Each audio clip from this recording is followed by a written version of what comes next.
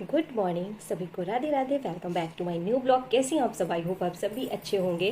दोस्तों, आप लोग तो जानते ही हैं कि अपने इस चैनल पे यानी स्टडी से रिलेटेड और मोटिवेशन वीडियोस आप लोगों के साथ शेयर करते हैं। तो आज का जो ब्लॉग था कि सीटेट से लेकर हमने सोचा आप लोगों के लिए शेयर करें, चीज़ें बताएं, टिप्स बताएं, क्योंकि हमने अभी जो दिसंबर में हुआ था सीटेट तो उसमें दिया था, तो हमारा क्वालिफाई हो गया तो कोई ऐसा नहीं कि हमने बहुत बड़ा कुछ जंग जीत ली, ऐसा कुछ नहीं है।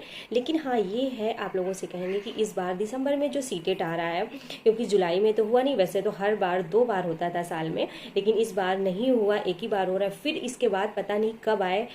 और देखो, निकालना भी ज़रूरी है, क्योंकि आपने यदि बीएड किया है, डीएलएड बीटीसी किया हुआ है, तो आपको सीटेट निकालना बहुत ज़रूरी है। जैसे कि पहले ये था, जैसे टीजीटी वगैरह में, कि यदि आपने बीएड है, सीटेट नहीं भी है, तो फॉर्म अभी तक भर सकते थे। लेकिन आगे जो भी वैकेंसी आएगी तो उसमें जहाँ तक कोशिश, मतलब यही लग रहा है और कई जगह से पता भी चला है कि सीटेट लिया जाएगा। और वैसे भी क्योंकि ये सारे सर्टिफिकेट बहुत ज़्यादा ज़रूरी हैं, तो क्योंकि बहुत सारी वैकेंसियाँ आने वाली हैं। आप लोग तो देख ही रहे हैं कि एलटी की आ चुकी है, न्यू टीजीटी पीजीटी की आने वाली है, जीआईसी की आई है, तो कई सारी वैकेंसियां आई हुई हैं। तो इसलिए आप लोग कोशिश करो, सीटेट जरूर से ज़रूर किसी भी तरह निकालो, किसी भी। तो जैसे कि अब हम आपके लिए, जैसे कि हमने अपनी तैयारी की, आप लोगों के साथ शेयर करें बहुत ही साधारण शब्दों में।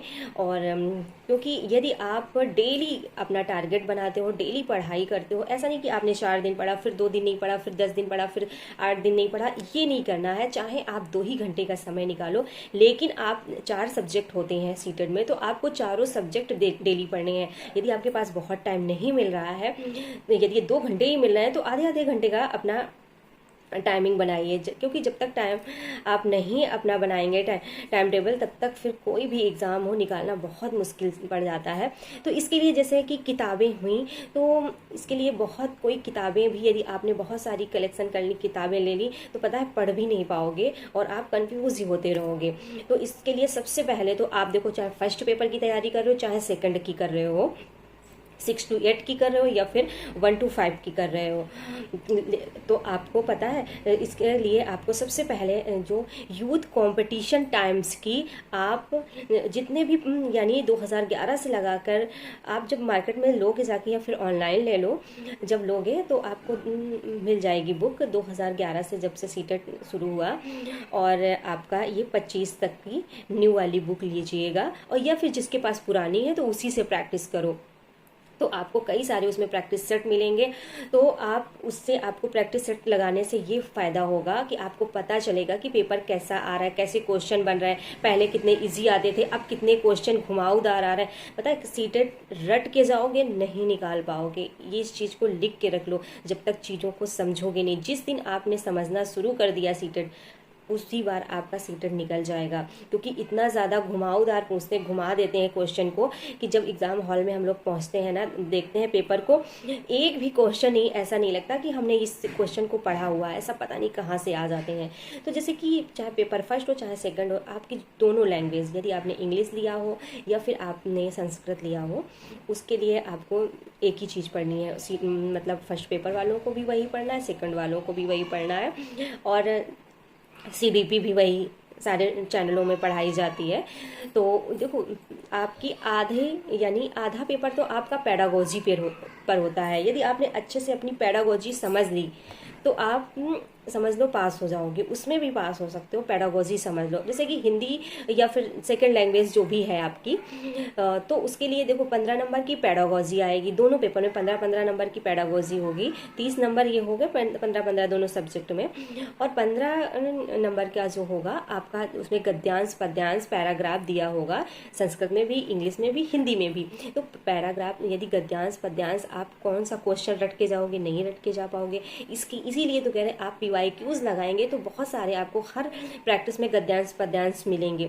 तो उनको गद्यांश पद्यांश की जितनी ज़्यादा आप प्रैक्टिस करोगे, क्वेश्चन आपके सही होने लगेंगे। और इसमें नॉर्मल सी संस्कृत आदि, उपसर्ग, संधि, समास, प्रत्यय, यही चीज़ें पूछी जाती हैं। पर्यायवाची पूछ लिया गया, या फिर विलोम, 1-1 2-2 4-4 क्वेश्चन, मतलब ऐसे मिक्स करके पूछे जाते हैं। कोई इसमें ग्रामर बहुत पढ़ना ही नहीं है कि हमको ग्रामर पढ़ना, इतना तो फिलहाल थोड़ा बहुत तो आता ही है ग्रामर में। और रही बात उसका, जो आप यानी पैराग्राफ जो है आपका, उसकी गद्यांश पद्यांश की प्रैक्टिस करो। इसके लिए अलग से बुक लेने की ज़रूरत नहीं है। जो भी आपने जो बुक लोगे इसके लिए मतलब PYQs प्रीवियस ईयर की यूथ कंपटीशन टाइम्स की लो, उसमें क्वेश्चन भी गलत नहीं रहते, बहुत अच्छी बुक आती है। उसी से आपका गद्यांश पद्यांश वाला पोर्शन ये आपके 15-15 नंबर वाले सही हो जाएंगे, बढ़िया से आपकी प्रैक्टिस हो जाएगी। और इसके साथ अब बच्चे जो 15 नंबर की उस पैडागोजी के लिए जितना ही आप कंटेंट के लिए बुक लो, कंटेंट के लिए बुक रखोगे तो मतलब ले लेना अरिहंत की ले लो पब्लिकेशन की। और लेकिन जो जितना आप MCQs यानी जितने प्रीवियस ईयर के क्वेश्चन लगाओगे तो आपके क्वेश्चन उसमें भी सही होने लगेंगे। तो इसी तरह से अपनी तैयारी करो। अब बच्चे 60 नंबर की तैयारी के लिए आप जो NCERT की बुक है, चाहे आपका साइंस सब्जेक्ट है तो 6 to 8 की NCERT वाली बुक पढ़ो, SST के लिए भी NCERT की अपनी किताबें पढ़ो, और यानी तो आपका बहुत अच्छे से आपकी तैयारी हो जाएगी और आप निकाल ले जाओगे। इसके लिए हमने कई सारे और भी वीडियो बना के डाले हुए हैं, आप एक बार चैनल पे जाके देखिएगा। और आपको यदि वीडियोस अच्छे लगते हों, ब्लॉग्स अच्छे लगते हों तो चैनल को सब्सक्राइब कर लीजिएगा, इसलिए ताकि और भी आप लोगों के लिए हम मोटिवेशन वीडियोज़ और जितने भी स्टडी से रिलेटेड होंगे आप लोगों के साथ शेयर करेंगे। आपका मन हो तो लाइक करना और सब्सक्राइब करना, ना मन हो तो कोई बात नहीं, देख लेना और अपनी लेकिन तैयारी अच्छे से करना, कोशिश करना इस बार का जो सीटेट है उसे निकालना ही निकालना है, नहीं तो बहुत पछताओगे। जैसे कि अब बहुत लोगों का TGT का भी लगा हुआ है और सीटेट भी लगा है। अब दो यानी एग्ज़ाम को लेकर बहुत ज़्यादा प्रेशर भी है और दोनों का सिलेबस देखो अलग से होता है, तो बहुत ज़्यादा दिक्कत हो रही है। तो इसलिए कोशिश करो इस बार आप लोग निकालो, और इससे रिलेटेड जो भी आपके क्वेश्चन हो तो हमें बताइएगा, कमेंट करिए, हम आप लोगों के लिए वीडियो बनाएंगे। अब रही बात कहाँ से हमने किस किस चैनल से पढ़ा था वो भी आपको शेयर करेंगे। फिर मिलते हैं, बाय बाय।